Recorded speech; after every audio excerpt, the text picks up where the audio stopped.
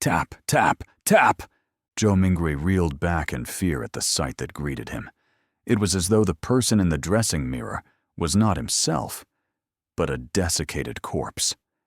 How could a person with such grievous wounds be still alive? He turned his head in disbelief again and checked the other side. Even though he was a distance away and the lighting was poor, he could still see the penetrating wound and dark red bloodstains. This... Zhou Mingrui drew a deep breath as he tried hard to calm himself. He reached out to press his left chest and sensed his racing heart that exuded immense vitality. He then touched his exposed skin. Beneath the slight coldness was flowing warmth. When he squatted down, and after verifying that his knees could bend, Zhou Mingrui stood up again and calmed down. "What's happening?" he muttered with a frown. He planned to inspect his head injury seriously once more. He took 2 steps forward and suddenly paused. The moonlight of the sanguine moon was relatively dark, so it was insufficient for his serious inspection. A memory fragment triggered as Zhou Mingrui turned his head to look at the grayish-white pipes and the metallic gridded lamp on the wall right beside the study desk. This was the most common gas lamp of the times. Its flame was stable, and its illumination capabilities were excellent. With Klein Moretti's family situation, even a kerosene lamp was a dream, much less a gas lamp. Using candles was most apt for their standing and stature. However, back when he burned the midnight oil 4 years ago to be admitted into Koei University, his elder brother, Benson, felt that it was an important matter which their family's future depended upon. Therefore, he insisted on creating conducive studying conditions for Klein, even if it meant taking on debt. Of course, Benson, who was literate and had worked for several years, was not a rash person who did not think of the consequences. He had quite some tricks up his sleeve. He reasoned with the landlord to raise the apartment's standards by installing gas pipes to improve the likelihood of rentals in the future. The landlord was convinced and provided the money to complete the basic modifications. Then, using the convenience of working at an import and export company, he purchased a brand new gas lamp, which was nearly at cost price. In the end, all he needed was to use his savings and did not need to borrow money. After the memory fragment flashed past his mind, Zhou Mingrui came to the desk, where he turned the pipe's valve and began twisting the gas lamp switch. With a sputtering sound, a spark sounded from friction. Light did not descend upon Zhou Mingrui as he had expected. He twisted the switch a few more times, but all the gas lamp did was sputter and remain dark. Retracting his hand and pressing on his left temple, Zhou Mingrui sought for the reason by rummaging through his memory fragments. A few seconds later, he turned around and walked toward the door. He arrived at the machine installation, which was similarly inset into the wall and had grayish-white pipes connected to it. This was a gas meter. After seeing the exposed gears and bearings, Zhou Mingrui took out a coin from his trousers pocket. It was dark yellow in color and had a bronze shimmer to it. The front of the coin was engraved with a portrait of a crown-wearing man, and there was a 1 on a clump of wheat on the back. Zhou Mingrui knew that this was the most basic currency of the Lowen Kingdom. It was called a copper penny. 1 penny's purchasing power was roughly 3 to 4 yuan before his transmigration. Such coins had other denominations, such as the 5 pence, a half-pence, and a quarter-pence. Despite the 3 types, the denominations were not in small enough units. In everyday life, one had to buy several different things just to spend a single coin from time to time. After flipping the coin, which was only minted and circulated after King George III ascended to the throne, a few times, Zhou Mingrui inserted it into the gas meter's thin vertical mouth. Clink. Clang. After the penny fell to the bottom of the meter, the sound of grinding gears sounded immediately, producing a short but melodious mechanical rhythm. Zhou Mingrui stared at the meter for a few seconds before returning to the burly wood desk. He then reached out to twist the gas lamp switch. After some sputtering, there was a sharp sound. A fire plume ignited and rapidly grew. Bright light first occupied the internals of the wall lamp before penetrating the transparent glass, blanketing the room with a warm glow. The darkness quickly receded as the crimson retreated out the window. Zhou Mingrui felt at ease for a baffling reason as he quickly came in front of the dressing mirror. This time, he seriously inspected his temple and did not miss a single detail. After a few rounds of inspection, he realized that apart from the original bloodstain, liquid was no longer flowing out of the grotesque wound. It appeared like it had received the best hemostasis and bandaging. As for the slowly squirming grayish-white brain and the discernible growth of flesh and blood around the wound, it meant that the wound might take 30 to 40 minutes, or maybe even 2 to 3 hours before it would only leave a light scar. The restorative effects that transmigration brings? Zhou Mingrui curled up the right corner of his mouth as he muttered silently. Following that, he let out a long sigh. Regardless, he was still alive. After settling his mind, he pulled open a drawer and took out a tiny piece of soap. He took one of the old and tattered towels hanging by the side of the cupboard and opened the door. He then walked to the public bathroom, which was shared by the tenants on the second floor. Yes, I should clean up the bloodstains on my head, or I'll keep looking like a crime scene. It's fine scaring myself, but if I were to scare my sister, Melissa, when she gets up early in the morning tomorrow, it would be quite problematic. The corridor outside was pitch black. Silhouettes were barely accentuated by the crimson moonlight from the window at the end of the corridor.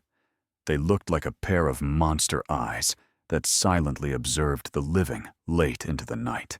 Zhou Mingrui lightened his footsteps as he walked towards the communal bathroom with a shuddering fear. When he entered, there was even more moonlight, allowing him to see everything clearly. Zhou Mingrui stood in front of a wash basin and turned the tap's knob. Upon hearing the gushing sound of water, he suddenly recalled his landlord, Mr. Frankie. As water was included in the rent, this short and thin gentleman who wore a top hat, a vest, and a black suit always inspected the bathroom actively to take note of any sounds of flowing water. If the water gushed too loudly, Mr. Frankie would ignore all of his gentlemanly traits by flailing his walking stick and striking the bathroom's door, shouting things like, "Darn thief, wastage is a shameless matter. I'll remember you. If I see this happen another time, scram along with your filthy luggage. Mark my words, this is the most value-for-money apartment in Tingan City. You will not find a more kindly landlord anywhere else." Putting away those thoughts, Zhou Mingrui used a moist towel to clean the bloodstains from his face, again and again.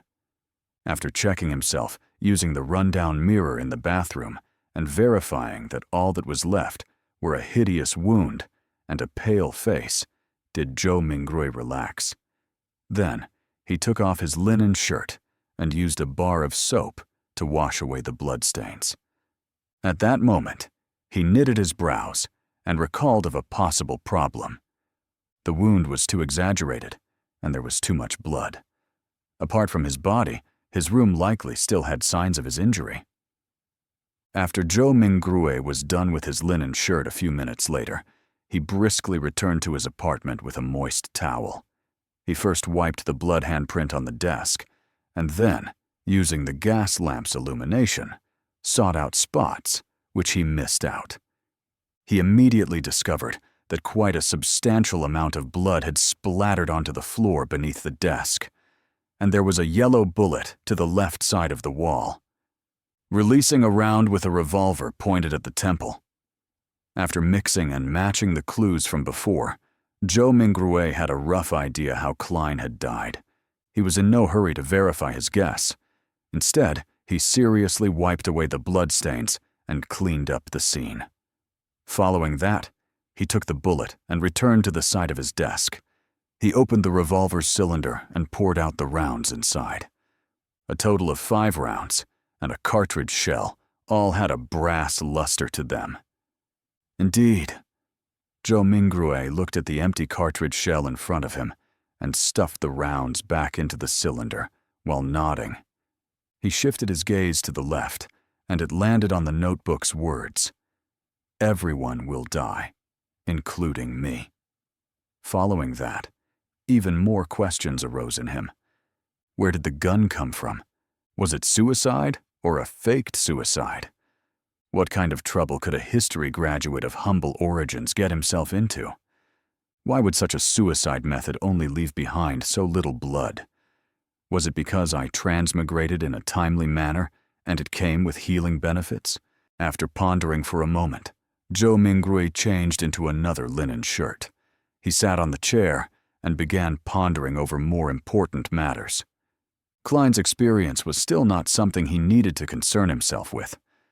The true problem was to figure out the reason for his transmigration, and if he could return.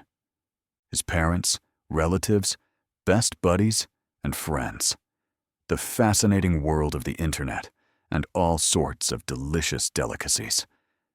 These were reasons that prompted his desire to return. Click, click, click. Zhou Mingrui's right hand was subconsciously pulling out the revolver's cylinder and slamming it back into place again and again. Yeah, there has not been much difference for me between this period of time and the past. I was just a little unlucky. But why would I transmigrate for no baffling reason? Bad luck. Yes, I tried a luck enhancement ritual before dinner today. A thought flashed in Zhou Mingrui's mind, illuminating the memories which were concealed by a fog of confusion. As a qualified keyboard politician, keyboard historian, keyboard economist, keyboard biologist, and keyboard folklorist, he had always deemed himself as knowing something of everything. Of course, his best buddy would often mock him as only knowing a little of everything. And one of them was Chinese divination.